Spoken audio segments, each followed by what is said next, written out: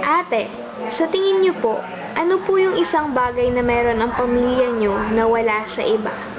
Sa tingin ko yung open communication. Kasi para lang kami magkakabarkada sa bahay. So, paano po nakakatulong sa inyo ang pagkakaroon ng open communication? Siyempre, alam naman natin na sa mga pamilya, madalas na merong barrier sa pagitan ng magulang at saka ng anak. Sa pamamagitan ng open communication, mas napapadali yung pag-uusap, mas naliliwanag yung mga issues sa isa't isa, kaya mas nagiging harmonious yung relationship sa pamilya. Sa family activities po, ano po yung mga bonding moments niyo? Tsaka, paano niyo po masasabing mahalaga talaga ito sa isang pamilya?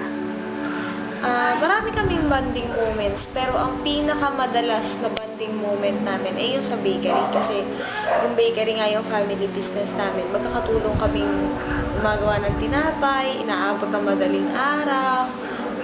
Isa pang family bonding moment namin ay yung sa pagkain.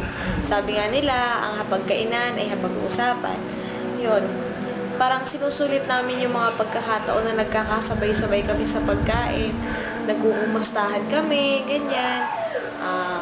Minsan din kapag mga wala kaming pasok, tapos yung bunso namin nandito din sa bahay, nanonood kami ng movies, ganyan.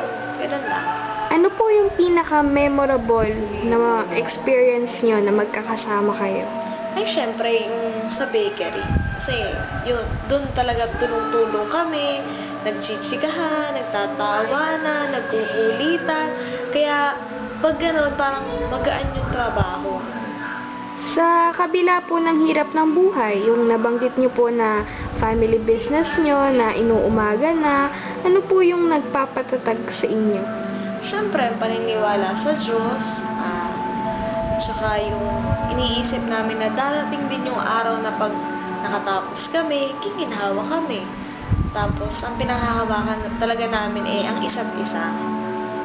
Kung meron man pong isang kanta na sa tingin nyo ay sumasalamin sa inyong pamilya, ano po ito at bakit? Ay, sumasalamin talaga. Pero, parang wala naman masyado. Team song meron kami. Gusto mo malaman? Sige po, ano po ito? Chinito. Parawin mo ako kung bakit. Bakit po? Ay, kasi diba inuumaga nga kami ng paggagawa ng tinapay. Eh, diba yun yung kanta ng ABS-CBN bago siya mag-sign off? Eh, yun. Natutuwa kami. Nilalaksa pa talaga namin ang volume ng TV. At sasabayan namin lahat yun sa pagkanta. O, diba? So, kung meron naman po kayong gustong pasalamatan sa lahat ng meron kayo ngayon, sino po ito? Ay, ako. Kung ako, una ko pasasalamatan, syempre, pamilya ko. Ang aking nanay, ang aking tatay, ang aking mga kapatid. Pero syempre, may mas mataas pa sa mga yun, di ba? Yun na yung Diyos. Kasi kung wala siya, wala ang aking pamilya, wala kaming lakas ng loob na ipagpatuloy lang. Tsaka na dahil sa kanya, hindi kami nawawala ng pag-asa. Mga kamag-anak namin na lagi nandyan. At saka, hello nga pala sa aming mga inuutangan. Maraming salamat. Dahil sa inyo, nakaka-survive kami. Ano naman po yung maiipayo nyo sa ibang pamilya na hindi tulad ng pamilya na meron kayong masaya at kumpleto? Maiipayo ko lang, kung niyong hahayaan na magkaroon ng barrier sa isa't isa, maging open kayo sa isa't isa, kahit minsan yung bagay na nakakasakit, sabihin nyo para maliwanag ang lahat. Tsaka lalo't higit, magdasal kayo ng sama-sama. Sige po, thank you.